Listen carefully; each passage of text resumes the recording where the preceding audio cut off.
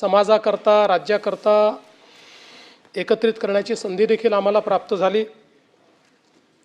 आणि मला असं वाटतं की एकूणच खरं तर उद्धवजींचा जो काही स्वभाव आहे, त्यांचं जे व्यक्तिमत्व आहे,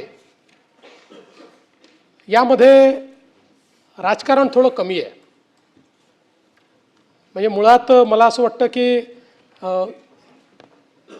त्यांचा स्वभाव राजकारणी नाही